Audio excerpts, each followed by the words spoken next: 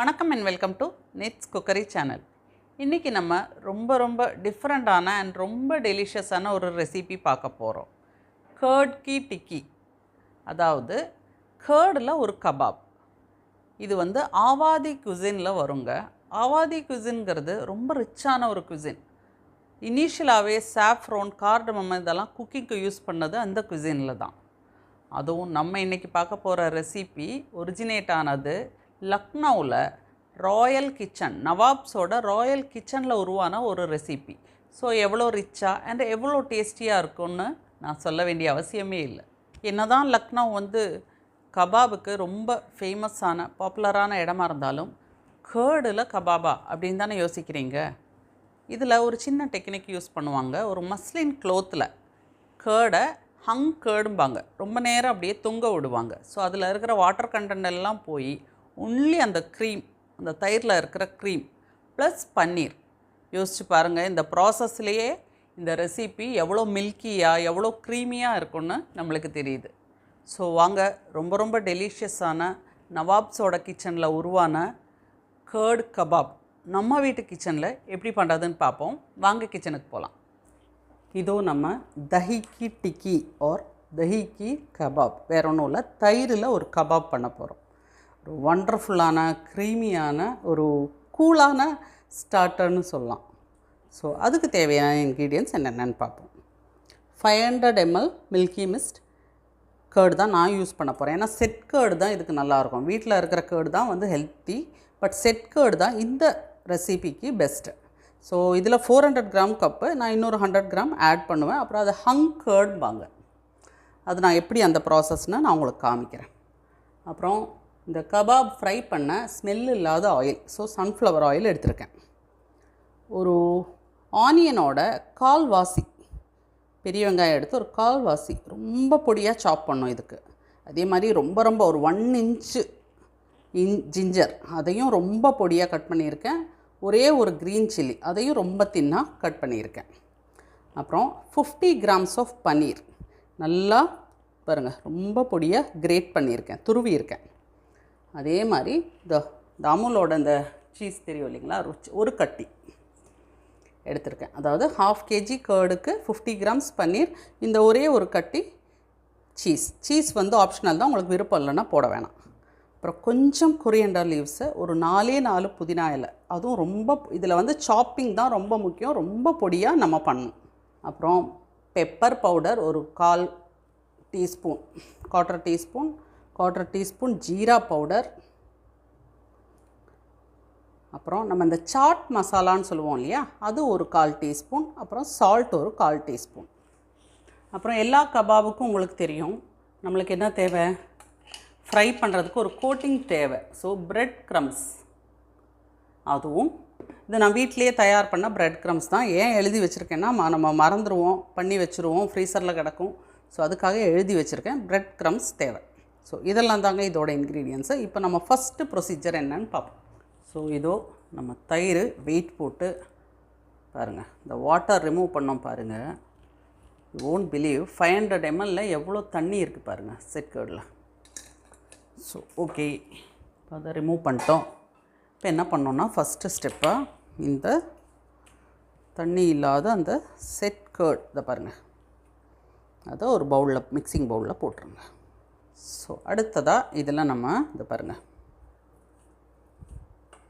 நம்ம பன்னீர் துருவி வச்சுருந்தோம் இல்லையா அது, அப்புறம் cheese, onion, ginger, green chilli.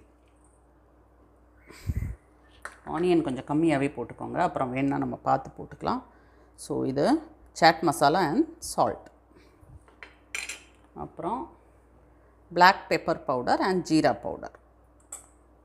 So coriander leaves and mint leaves, ரொம்ப பொடியாக சாப் பண்ண coriander leaves and mint leaves. இப்போ இதை நல்லா மிக்ஸ் பண்ணிடலாம். இதை பாருங்கள், நல்லா மிக்ஸ் பண்ணியாச்சு. இப்போது இது கொஞ்சம் தளர இருக்குது, தண்ணி அவ்வளோவா ரிமூவ் ஆகலைன்னா ஒரு டிப் சொல்கிறேன் நான் உங்களுக்கு. ஒரு ஸ்பூன் கடலை மாவு லைட்டாக வெறும் கடாயில் வறுத்து இதில் ஆட் பண்ணலாம். அதே மாதிரி தயிர் கொஞ்சம் புளிப்பாக இருந்திருக்கு, பழைய தயிர் ஃப்ரிட்ஜில் இருந்தால் நான் எடுத்து பண்ணிட்டேன், கொஞ்சம் புளிக்குது அப்படின்னு இருந்தால் கொஞ்சம் சுகர் எடுத்து பவுடர் பண்ணி இந்த ஸ்டேஜில் ஆட் பண்ணிக்கோங்க. நம்மளது எல்லாமே பர்ஃபெக்டாக இருக்குது, போதும். இனி நம்ம இது சின்ன சின்னதாக இந்த கபாப் சைஸுக்கு பண்ணிடலாம். ஸோ நம்ம கபாப் ரெடி பண்ணிடலாம். ரொம்ப நம்ம கையை போட்டு பிசையெல்லாம் கூடாது, தயிர் அது பேசிக்காக தயிர் தான். ஸோ அது உங்களுக்கு என்ன ஆகும், மெல்ட் ஆகிடும். சரிங்களா? சைஸும் சின்னதாக பண்ணுங்கள். இது பாருங்கள். ஸோ இதை ப்ரெட் க்ரம்ஸில் நல்லா பொறுமையாக உருட்டிடுங்க. கொஞ்சம் ப்ரெட் க்ரம்ஸ் நல்லா இதில் ஒட்டணுங்க. ஏன்னா அது தயிர் டைரெக்டாக ஆயிலில் போனால் என்ன ஆகும்னு உங்களுக்கே தெரியும். ஸோ அது கேர்ஃபுல்லாக இருங்க. இதில் இருக்கிற ஈரப்பதமே போதும். நம்ம கார்ன்ஃப்ளவர் மாவுலெல்லாம் முக்கி கிக்கி எல்லாம் பண்ண தேவையில்லை இதில். ஆனால் கொஞ்சம் நல்லா கோட்டிங் வருதான்னு மட்டும் இந்த பாருங்கள், நல்லா கோட் பண்ணுங்கிறதுல கேர்ஃபுல்லாக இருங்க. இதோ பாருங்கள், இதே மாதிரி நான் எல்லாத்தையும் உருட்டிட்டு வந்துடுறேன். இதோ நம்ம எல்லா டிக்கியும் ரெடி, எல்லா கபாபும் ரெடி பண்ணியாச்சு. இப்போ நம்ம இதை ஒரு 10 மினிட்ஸ் ஃப்ரீசர்லேயோ இல்லை ரெஃப்ரிஜிரேட்டர்லேயோ வச்சு எடுத்துகிட்டு வரலாம். ஸோ ஒரு கடாய் வச்சாச்சு, சன்ஃப்ளவர் ஆயில் ஆட் பண்ணியாச்சு, ஆயில் ஹீட் ஆகுது.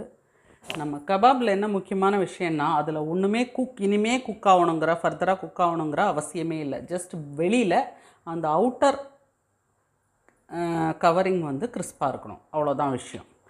ஸோ நம்ம கொஞ்சம் சூடானதுக்கப்புறமா மீடியம் ஃப்ளேமில் வைங்க. அப்புறம் மெதுவாக ஒன்று போட்டு ஃப்ரை பண்ணி பாருங்கள்.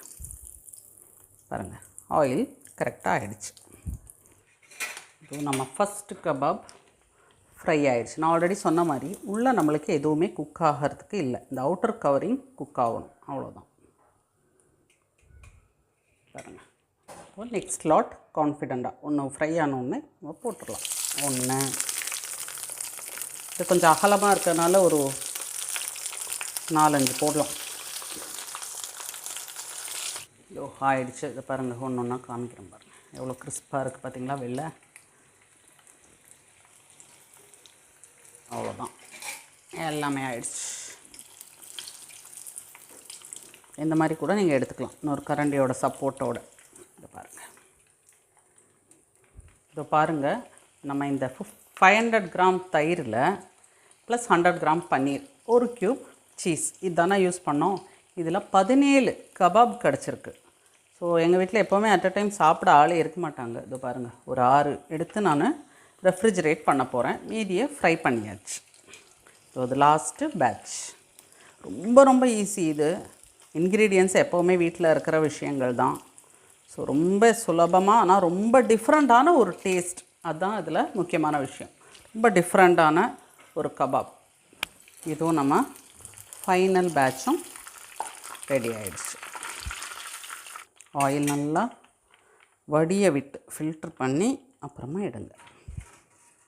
கிறிஸ்பினஸ் அந்த சவுண்டு உங்களுக்கு கேட்குதுங்களா?